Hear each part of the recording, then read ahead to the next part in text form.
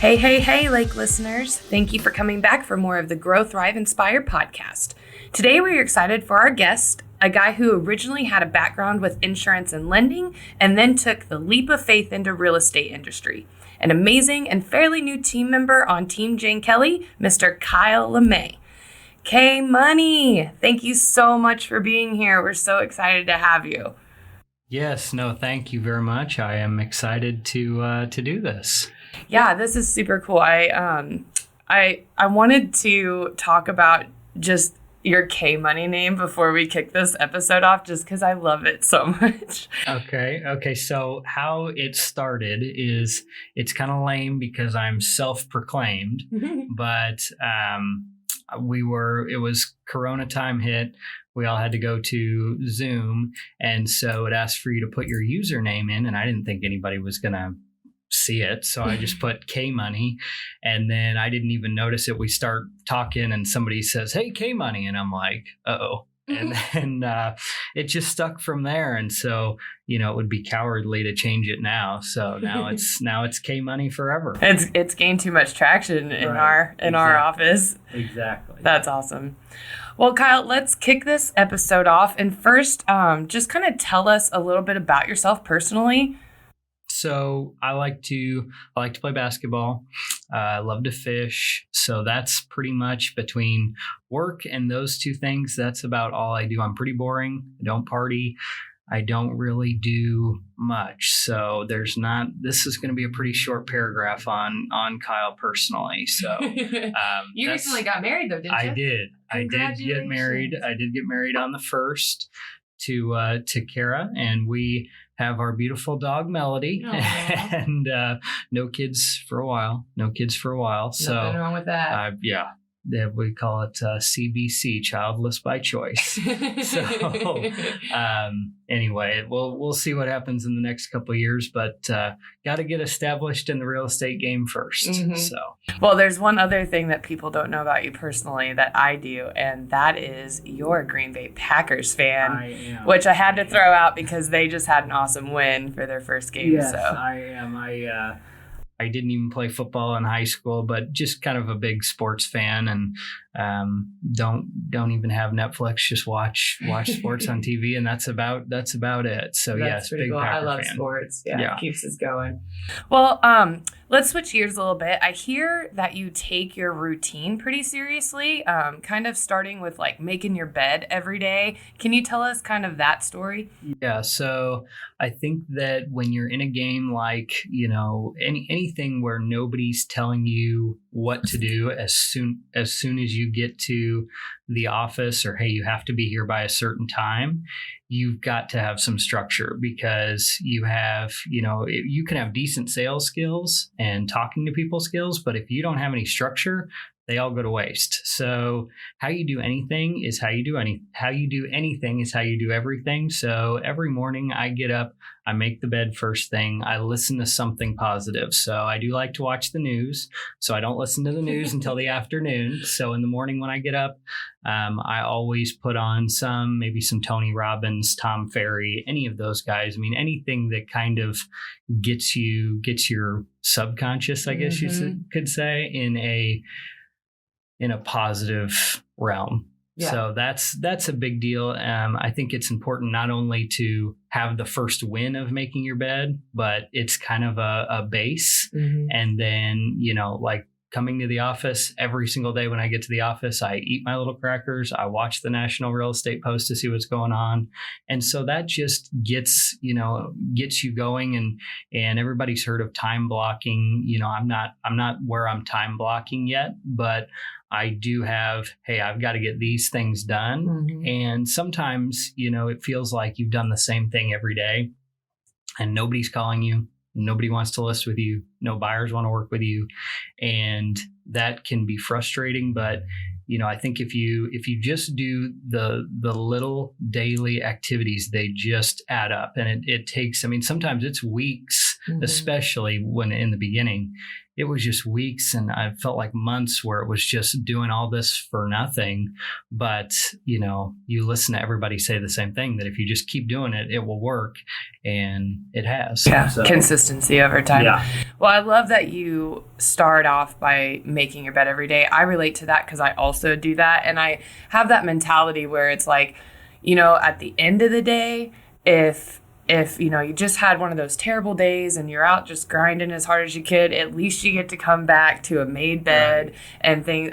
I love that. And I think that it's so important. I'm also a big fan of getting up every day and listening to something to put yourself in that mindset. Yeah. I think that that's so important. So that's really cool. Again, switching on you just a little bit.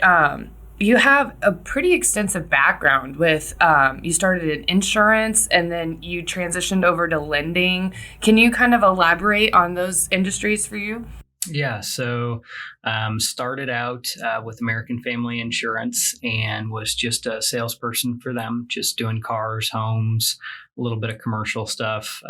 But did that while I was going to school, and met a lady that worked for Flat Branch Home Loans, which is where I worked. And she said, well, geez, if you can sell, 25, insurance policies in a month, all you got to do is 10 loans a month, and you'll clean up. And I'm going, well, this is a no-brainer because, I was just a salesperson for them. So I wasn't getting any of the renewals, which is kind of the best part of the insurance game. Mm-hmm. And, I have always liked, like I'm big into, I wouldn't say big. I mean, I play with a little bit of spending money with like stocks. And so, that was a cool way to learn more about the securities markets. And so I loved all that stuff.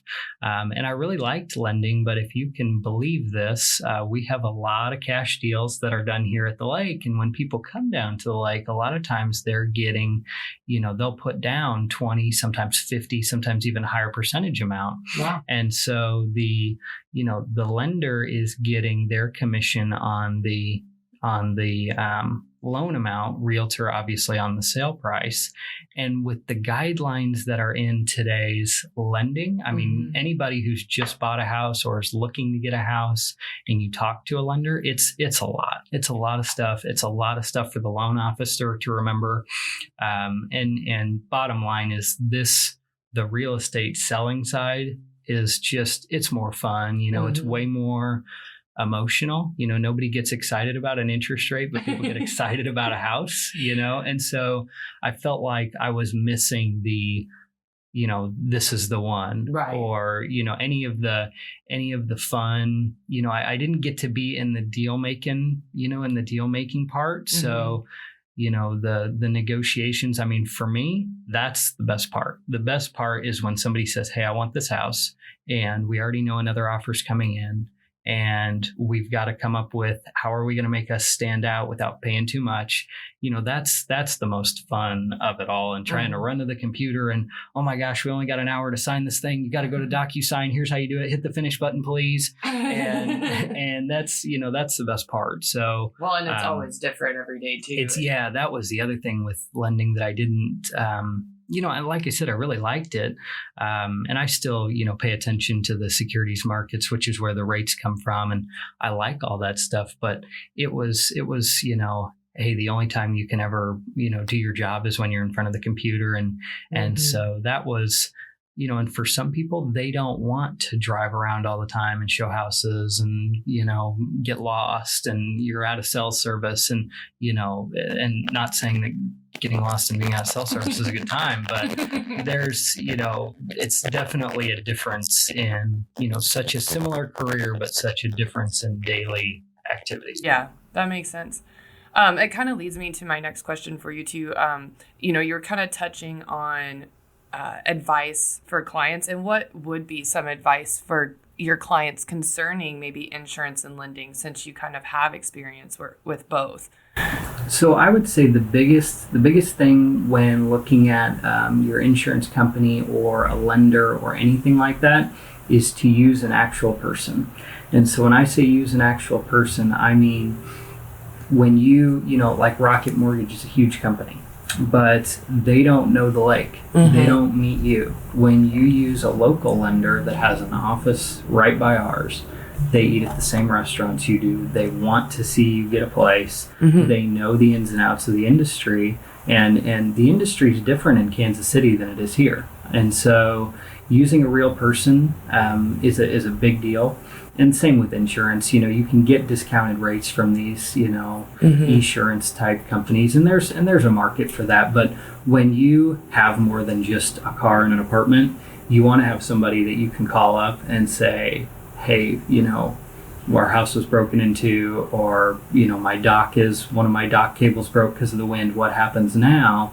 Because when you use a local person, they understand what a dock cable is and what windstorm was going on last night. And when you talk to somebody that's, in a call center in Philadelphia, they have no idea where Lake of the Ozarks is to begin with. Right. So I would say using a real person, somebody who knows the lake, that is probably the biggest piece that I have seen people go from, hey, I'm using Rocket Mortgage to, no, I'm not. Right. I gotta use a real person because, and it's not that those aren't real people, but they're not in our. Yeah, they're not game. local. Yeah.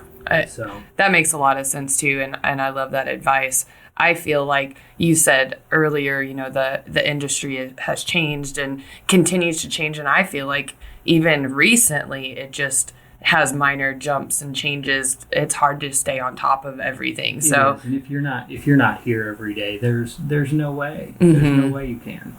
So, well, when you were in lending, you were trying to gain Jane as a client. What creative steps did you take to kind of gain traction or attention from clients then? So when I was in the insurance game, it was all referrals. So I would go to used car dealerships, Chevy dealership, Ford dealership, whatever, and say, hey, here's a Subway sandwich, and then just being in front of them all the time. And I'm a big car guy, so that made it easier to talk with them. And so anyway, that's where I started getting a lot of traction doing that. And then when I got into lending, mortgage lenders get 90% of their business from realtors. And so, in lending, you have two separate sides. You have the refinance side, which is people that you've already done a loan for. You probably have met through a purchase transaction, which is when they use a realtor. And then the other side is just the purchase transactions. And so I didn't have anybody who was going to use me for a refinance, so I was all about purchase money.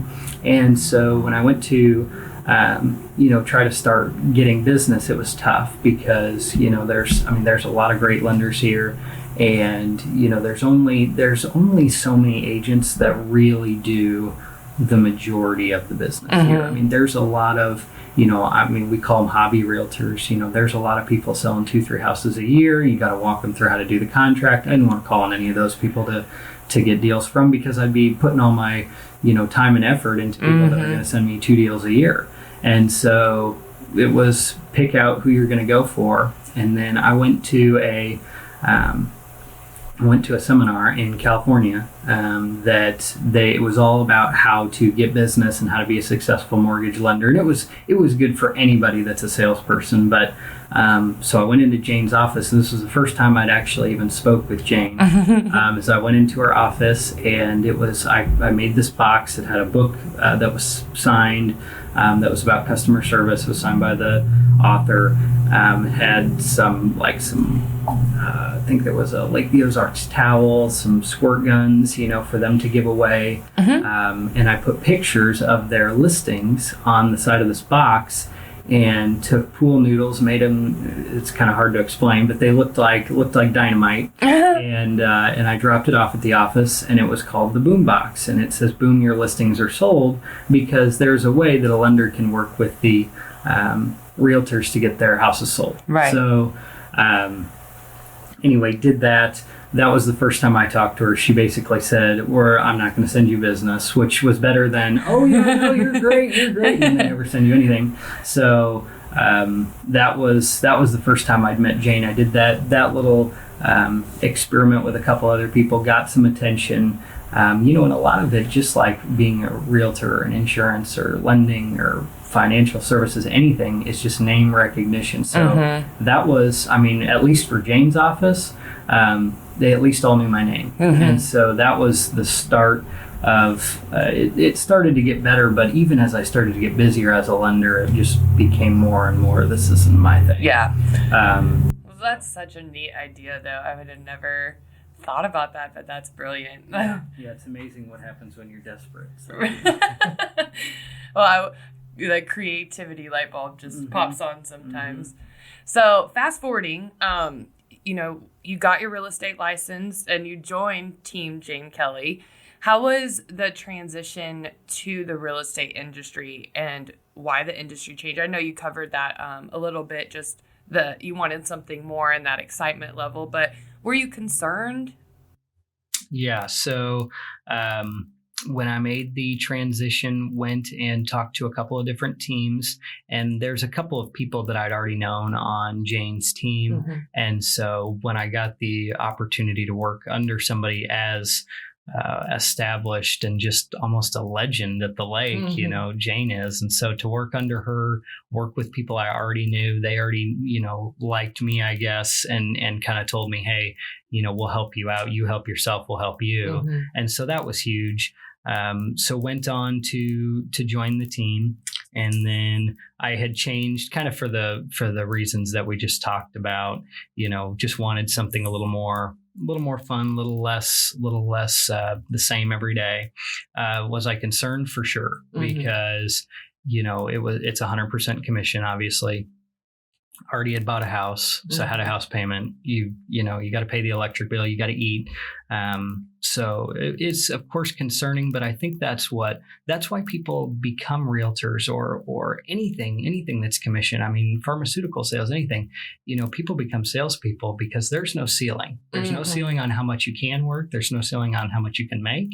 But there's also no floor. Right. So, but that's, for me, I could never go back to a salary job, I don't think, because it's such a, I mean, like I said, I like to play basketball and we fish tournaments. And so there's such that feeling of competition when you're in the 100% commission, not only competition to the rest of the people that are, in your same industry, but also with yourself, because you can set a goal or you can say, hey, I really want to get granite countertops at home, or I want to get a new truck or whatever.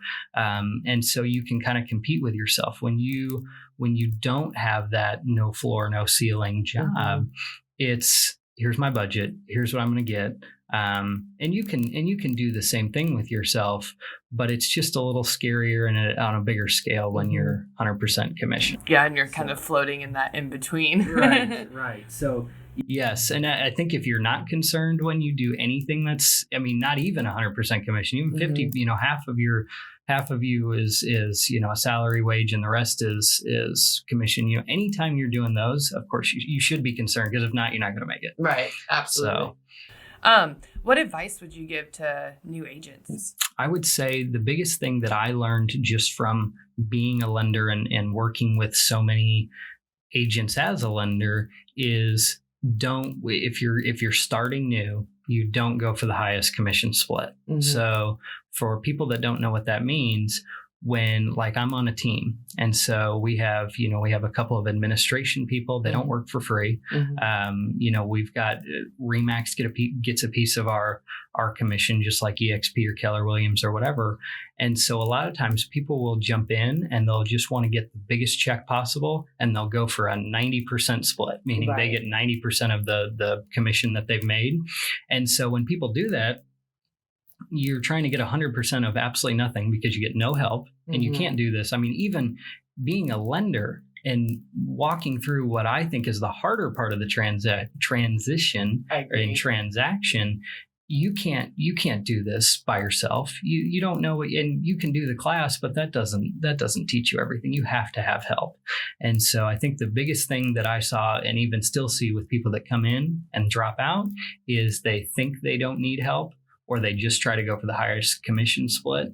And that's probably the biggest mistake is, outside of, I don't like to really call people, and I don't like to, do open houses. Well, none of us like to cold call. So nobody likes to cold call. And if they tell you they do, I don't mind it, but it's not fun, Yeah. and it shouldn't be fun. So it's a challenge. Yeah, it's, I mean, of course you'd rather watch TV. So, anyway, that's the biggest thing I think that happens is people either don't go for the better commission split, or don't ask for help. Well, and I like that advice too. That was one thing that I really took away from James Wood when he was here, was he really harped on the importance of having like a mentor or somebody like Jane Kelly who you can have access to, ask questions to, and the entire team that you're on as well. Because it is like what we always call it, like drinking through a fire hose. It's just a lot. Yeah, it's too much. Especially, you have to remember is that these people, this is the biggest transaction that they're going to do. And so they don't want somebody flying by the seat of their pants. No. I mean, I never tell people when I was new and people didn't ask because I didn't seem like I was new. So I'd never tell people I'm new, because as soon as you give the indication, the indication that you don't know what you're doing, they're going to watch you like a hawk, and they're going to find something you did wrong that maybe somebody who's been doing it at 30 years hasn't done. And so anyway, I like that. Do you feel like you provide better service to your clients because you have that background with insurance and lending? I mean, of course. I mean, it gives me that's kind of my unique selling proposition of why to use Kyle. But what I know isn't anything you can't learn on Google. Right. Anything you can't. I mean, YouTube is not just for cat videos anymore. Right. I mean, so you can. I mean, I have a 4-year degree. I've learned more on YouTube, and I would literally, if I had to choose what you've learned on YouTube versus what you learned in college, I would say, take all of my knowledge from college away, because what you can learn online about anything, insurance, lending, financial planning, the stock market, global markets, it's insane. It's all there for us to learn. So I know, and being able to have that as a resource. I'm the same way though. Like I wish that you could kind of get your degree through YouTube and Google now, because I feel like I utilize all of that as a resource, and I like to learn. I have that personality. So being able to pull up something like YouTube if I don't understand how to do something and I need visual, or Google something because I want to know more about the market, or give you guys more tools or something. I mean, there's just so much availability. So it's really neat. And the crazy thing is 98% of it's free, So that's what I would give as advice to is just try to learn as much as you can. And, but it's nice though that you have that background though, because it saves your clients time. I mean, being able to ask you those questions instead of pulling up YouTube or Google. So, what is kind of your opinion about our market today? So we kind of have like, it feels like we have like 3 different markets, right? we have the residential side, which is, hey, I'm moving here full time and I'm going to work here. We have the second home, and I would call it upper middle class second home. Hey, I'm looking for a $300,000 condo. I'm going to rent it out when I don't use it. So we have that, that market. And then we have the second home or full-time and luxury. And for us, luxury, I mean, we're not LA. So anything anything, for me, I see it as anything that's 700-ish and above is luxury. So, those markets move, each one of them is different. And so right now, people are finding their way out of cities, and, people are working from home permanently now. So we're seeing a little bit more people wanting to move here full time, and people aren't going on trips like they were. So we're seeing a little bit, especially in that 200 range for condos. There's a lot of demand there. Yeah, and then I got to tell you, currently, as we're recording this, I don't hang out a lot in the, $850 million, but they seem to be moving a little bit quicker, but not anything that compares to the $200,000 condo. Oh, I agree. Yeah. So that's kind of how I explain the market when people call in. I really like how you break it down in those 3 segments, because it's so true. Yeah. They all move different, and everyone in those 3 markets, their worries and what they want, they're almost always the same. Always. Yeah. So it's pretty interesting for sure. Well, you were touching earlier on how when you first started, you didn't like to tell people that you were a new agent. Mm-hmm. And then I also am like similar in age, so I feel like I can ask this question, but you were fairly young as well. So have you had any objections about your age in either, insurance and lending and now in your current industry? What do you kind of say to those objections? So that's a really good question. So when I was in insurance and I didn't, I was, shaky voice when handing cards, it was obvious that I was new and that I was younger. Mm-hmm. But the more, and it's not a bad thing to do that, because every time, still, if I call somebody who's, wanting to sell a $700,000 house, and I know that their status level versus Kyle's status level is not even close. And so, it is nerve-wracking to try to connect with those people. So I guess what I'm getting at is, yes, you're going to get the objections when you're new. I think the biggest thing to say is that you're full-time. Mm-hmm. I say, hey, I've done X amount of transactions by now. I'm in it full-time. I've done a couple of transactions at your price point. Check out my online reviews. As we'll talk about later, I don't do any social media, Mm-hmm. but I am huge on online reviews Mm-hmm. because you have to have an online presence. That's just Right. the way we live today. And I get to ride the team's coattail Mm-hmm. with our social media. Just Yeah, that because I is don't kinda want to mess nice. with it. Yeah. Yeah. So that's huge. But I would say, just to say, hey, I'm full time. And just because there's people in their 60s who, they look like they know what they're doing, but they've done 2 transactions this year, and that's Mhm. okay. But if you're looking for somebody to go to battle with you, here's why you choose me. And so I'm just picturing you with Yeah, this sword yeah. and stuff. well, That's awesome. it's almost, that's kind of how you have to go about, fighting for business and Mhm. fighting for deals. So Well, and I love that you keep talking about your team and just how you are a team and you utilize everybody on that. But, in your opinion, what have you taken away from your team and the leadership from Jane herself, like this far? One day, I will have a team one day. That's Really? my goal. I want a That team for good. sure.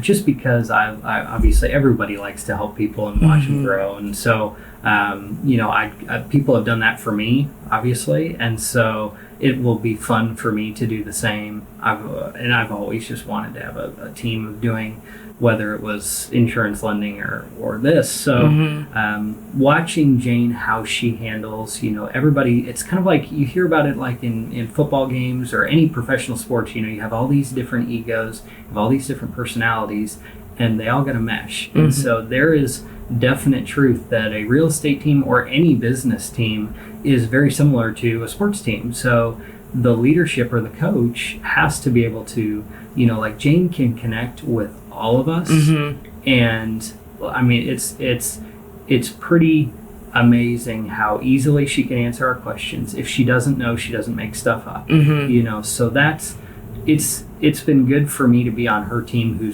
She's been a team leader for a long time before she even knew who I was. Mhm. And so I can watch how she handles the team and almost use that as, hey, here's what I'm going to do. Yeah. Once I have made it. Taking to that. those Yeah. bits and pieces and Exactly. forming it. Yeah, that's amazing. I love that you have goals to start a team too. I've had those same thoughts because it is really rewarding to be able to so help cool. and like you said, Well, mold and people wanna shape. help people that Yeah. people that want to make it. Everybody wants to help you. Mhm. It's the people that don't put in any effort, or that. Well, Mhm. I'm not going to help you, and I wouldn't want you on my team. And so that was when I interviewed with Jane. It was not even what do you know about houses. It was all, why are you doing this? Mhm. Why are you going to come to work at 9 instead of 11? Mhm. And so Those that are all was- really powerful questions yeah, it too. was. And of course, I was, sweating through it, going, "Man, this was a lot. This was an interesting, process." But it was definitely, don't care what you know about houses, just want to know How your work ethic's going to be and stuff like that. That's neat. I love that. I think about Mel in the episode we just did with the 3 ladies, and she's like, you got you got kids, bring them on. You got problems, bring them on. Just anything, bring them on. Because that's awesome. That's how we believe in it. So it's pretty powerful. You have previously mentioned that you believe being focused and being organized and following up are important aspects of this job. So can you elaborate on how you remain focused and organized and why they are important to you? Yeah, so this is another really good question. And no matter what you do, this is true. So being focused and being organized, that goes to making your bed, right? Mm-hmm. So that goes to having a schedule. That's what I mean by being focused and organized, is doing the stuff that gets you the business. And then, follow-up's huge. So follow-up, and what I mean by follow-up is I've talked to this person one time because they called in about one of our listings and that listing wasn't for them. How do I stay in contact with that person to sell them one of Keller Williams listings so that they don't call them? Okay, so on that topic, I'm a new client. Walk me through how you kind of follow up with me after an initial conversation. So I have the conversation, obviously, and then I try to show them, I hear of agents, where they say, oh, how many beds and baths is it? It's 3 beds, 2 baths. What is that? Does that work for you? No, I need 4. Okay, see you later. And they never talk to them again. So, and that's probably most of the hobby agents. So, what I do then is say, this is a 3-bed, 2-bath. Is that kind of what you were looking for? No, I need 4 and 3 or 5 or whatever. It's smaller than I thought. Okay, great. Well, have you seen this house over here? And they either, most of the time, nobody remembers the address off of Zillow. Right. So, you say, hey, have you seen this house? Let me text you the link. Is this your cell phone? Then I text them the link, and then I'll wait a day because they're not going to reply, or they say, okay, thanks. It's very rare that they actually call you back and say, oh, I love this house. Right. So then I wait a day and I'll text or call them. And just, I think there's a difference between following up and being annoying. Right. So everybody's afraid of being annoying. I don't want to be annoying because I don't want to be the pushy salesperson because you're never going to do a deal. Right. But I think if you can follow up with people by sending them property, sending them info that's pertains to what they're looking for. So just if I talk to if I talk to a first time home buyer, I'm not going to send them things about the luxury market, right? But if I talk to a luxury market looker, I'm not going to send them stuff about, and when I say send stuff, I can mean a link, like you can just Google first time home buyer, hit the news tab on Google, and you've got an article to send to somebody, and they're probably not going to reply even though they read it. So that's one thing that I think is important, is just because they're not replying to you or you don't feel that they like you, doesn't mean that you're annoying them. Right. And so, and now some people, and everybody should be better with their follow-up, and especially me, if I've done 5 or 6 times, I kind of move on. I mean, if they haven't replied by then, it's kind of over for me, so that's, hopefully that answers. No, that's perfect. I love that you bring, items of whatever particular challenge they may be facing, or maybe aspects that they don't fully understand. I think that that's huge. I do the similar thing within our organization, or even outside too, where I'm like, oh, you're struggling with something. Let me give you something to help. And I think that that's a lot of what people need, especially in today's market as well, because it's so fast. Yeah. So, okay. So I wanted to get back to something that you had brought up earlier. You're an agent that takes basics seriously. So you don't really rely on social media too much, and that has been, pretty great for you. Can you tell us why you do more of the basics and what those are, and not so much that social route? So I think there's 2, and this, anybody who works in marketing is probably going to say this is not true, but there's 2 types of marketing, right? There's, or sales, I guess we should say. So there's direct marketing, meaning, hey, I want a direct response. That's calling somebody and seeing if they want to list their house.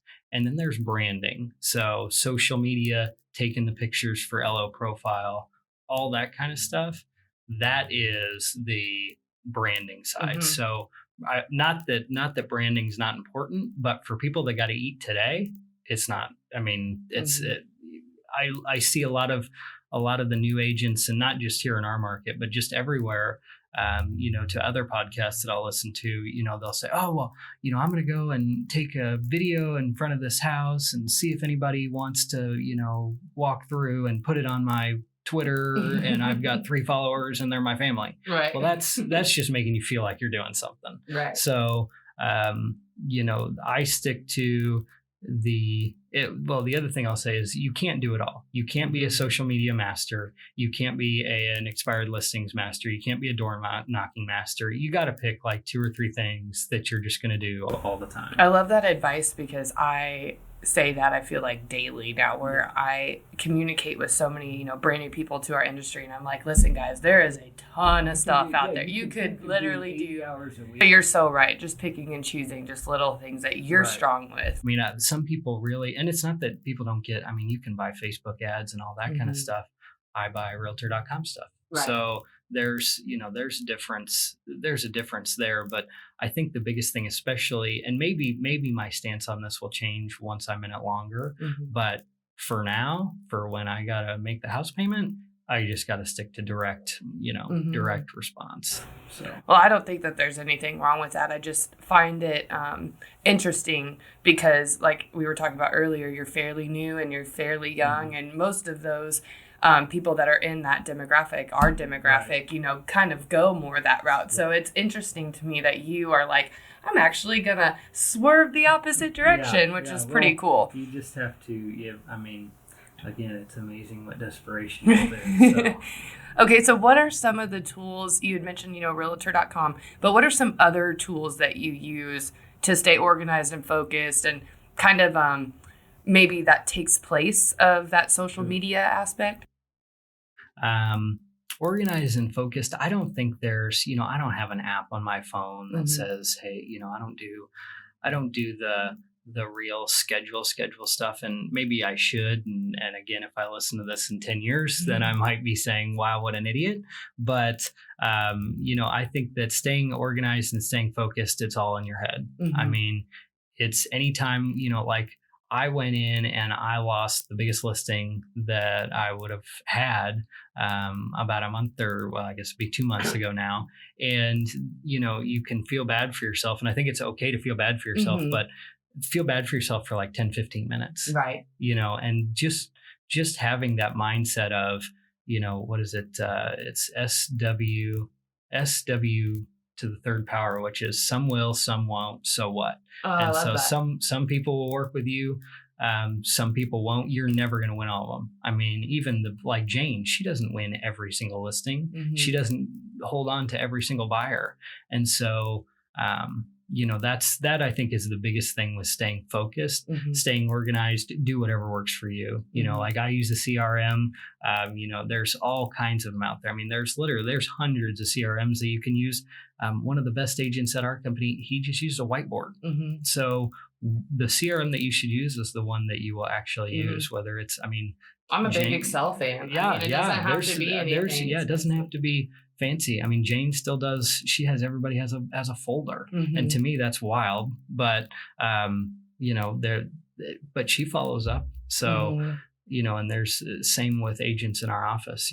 Most of them don't use any sort of real what we would call tech-enabled CRM, but they do fine. Yeah. So, but they use something. So that's what I would say for that. Yeah. So I hear that you're kind of like a big Trello fan. Is that kind of what works for you? That's my CRM. I love that app. Yeah. And for our listeners who may not know what Trello is, it's a free platform that you can get on your phone, just like a regular app, and you can just essentially make big to-do lists and swipe them away. It's super easy and super user-friendly. I love that you use that though too. Yeah, that's what I was.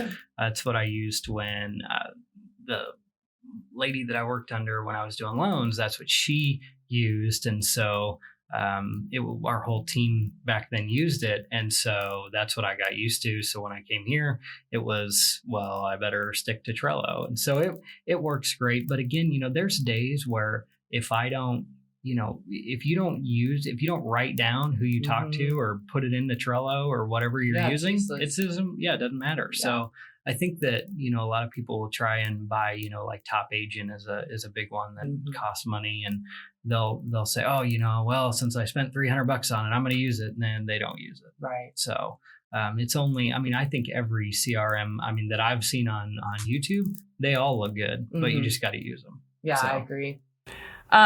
What has been your best memory within real estate thus far? Probably, there's nothing that really sticks out.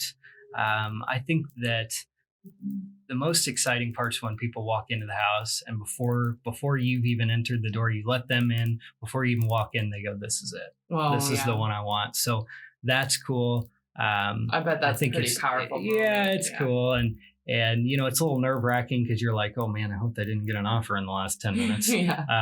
So, that's cool when you see the people and they take a picture of their house after, and they're holding a fish in front of it because, we talked about, hey, there's probably going to be fish on these rocks in a couple of months, and they send you a picture of the fish and, oh, you were right. Here it is. That's pretty cool.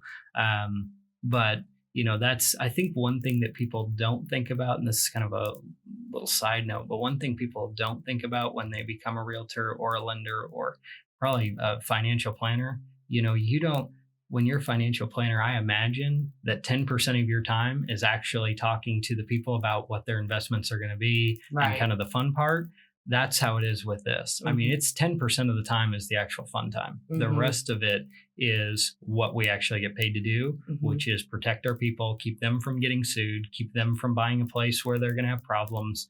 And that's a big responsibility, especially for people who don't, who don't buy 10, 15 properties every 10 years. Most people don't buy a house, but every 5 or 7. So right. Well, and I think that you hit on a really big topic too that we don't really talk about a lot within our industry, but I hear it all the time from a lot of different clients or people that I personally know that aren't in the game, just friends, family, things like that. And that is, especially in our market, there's a lot of like for sale by owners going on and things like that. I've seen so many of my personal friends come to me and say, or I've seen them online, hey, I'm thinking about selling my home as a for sale by owner, like, pros and cons with that and stuff. Right. And there are pros and cons like there is with everything, but you, I think, explained it beautifully, which is having somebody there to help you with, all of those idiosyncrasies with buying property and what comes in play with all that. And there's so much to know. And, if you're not doing deals every day, you just won't know. And, people can sell their house for sale by owner, and they always will. I think that a lot of times people will go from for sale by owner to listed with an agent because they get tired of getting the buyer's call. Hey, I really want to come see your house. Right. But hey, and I'd trade you straight up for, my lot that my mom's got. We get those calls. And so people get burnt out on those. They start listening to buyers. And a lot of times buyers are working with agents, right? Because working with a buyer's agent is, free. Right. So when an agent comes in, I know when I've talked to a for sale by owner, I picked up a listing from a for sale by owner just by saying, hey, what do you know about this? Have you had this checked? What's like 3 pretty basic questions. And the guy was like, I don't know. I don't know. Right. I didn't. Yeah. I just put a for sale sign in the yard, man. Wow. And which is fine, but you can, and you probably won't get yourself in trouble, but it's worth, especially when an agent can a lot of times get you a little bit more money. Absolutely. And net you the same.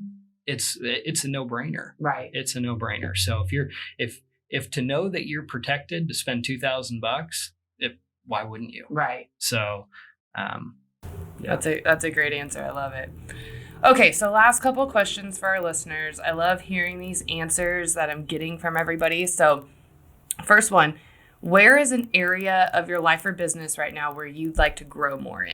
Well, I don't think for business, I don't think you can ever stop growing because everybody knows if you're not growing, you're slowing. So for me, an area of my life, I want to, obviously, kind of the cliche, you want to be a great husband and that, but, one day we're going to have a kid or 2 kids. And so trying to set up, like my parents did for me, which was, they worked for me through their 20s so that I could have a pretty good life, and so trying to do that.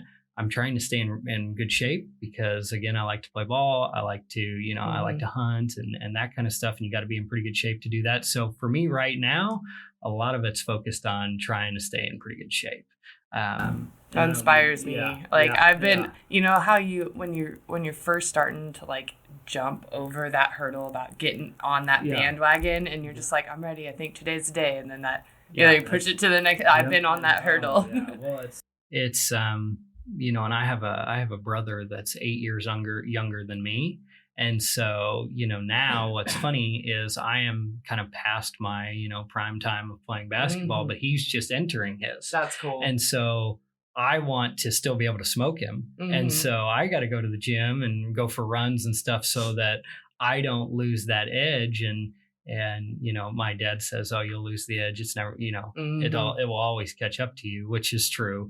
But if I can put that off, that's something, I guess for business and life is you're never going to stop growing your business. And then just for life, try to be, obviously the cliche good husband, but then also try to keep your body in best shape so you can do stuff. Yeah, I love that. I love that you also said, trying to make a better life for even your future that hasn't even started yet. I mean, I love everybody has a good why, and my kids are for sure my why. Like every day I'm trying to, get further along so they can have something better than what I did. So, there's a guy named Ryan Serhant, who's one of the best realtors in the country. And he says that at his house, by his bed, he has a picture of him of what he will look like when he's 70. No way. And so he says that's my why to stay in shape and why to keep growing, because I'm working for me 30 years from now, which is pretty cool. That is pretty cool concept. Kind of something to think about. Okay, so in what area, personal or business, are you thriving in right now? Oh man, I don't know. I would say right now for the first month or two, I think I've been a pretty dang good husband. So that's cool. There you go.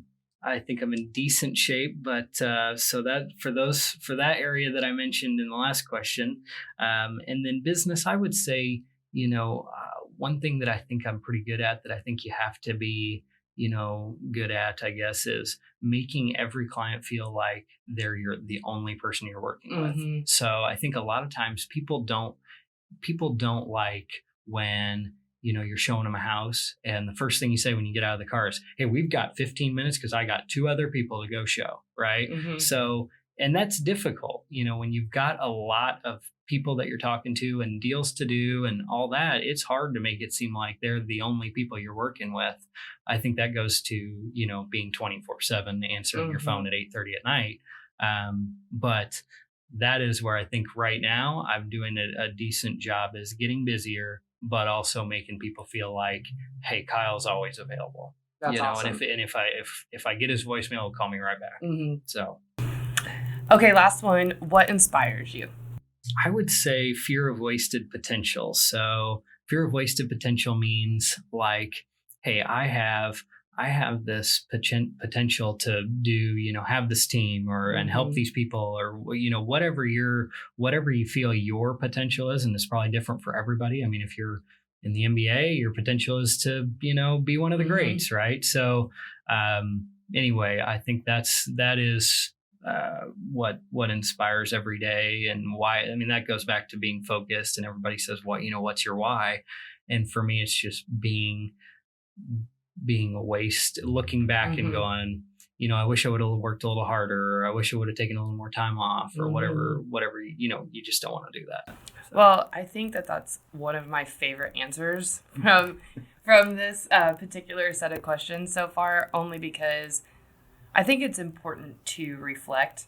I think that if people aren't reflecting enough, then you might run into problems with taking that. Little wins. So everything that, I have a little, notepad every day that I have, if I have a lot to do that day. Some days the notepad's, blank because I got nothing to do. But anyway, having a little notepad where, hey, I've written the inspection notice. Mm-hmm. That's a win. I did it Mm-hmm. on time, right? And so, or when you get a listing or a buyer, gets a deal under contract, I think that we get so wrapped up in always being on the treadmill that never ends, which is what we're on. Anybody that's in a 100% commission, you can't stop, because as soon as you stop, imagine when you stop your legs in a treadmill, right? So that's what happens. So, but you've got to celebrate sometimes, and just for your own, to keep your head in the right place, is to say, hey, I did this deal. It's over. They're excited. I'm gonna have an Oreo, or whatever it is for you. Go get some Subway. Anything. You've got to pat yourself on the back sometimes, because nobody else is gonna do it. Well, I love that. Well, Grow, Thrive, and Inspire listeners, we could not be more impressed and thankful to Kyle for bringing his ideas here and sharing it with us. We have more episodes coming for this season, so be sure to tune back in on Wednesdays and find us on Facebook, YouTube, Spotify, iTunes, and Instagram. Be sure to also check out our RE/MAX Lake of the Ozark Facebook page for any open houses coming up. Open houses are posted on Thursdays for the upcoming weekend. We are here and always ready to help you find your next home or vacation spot. And remember to always grow, thrive, and inspire. See you soon.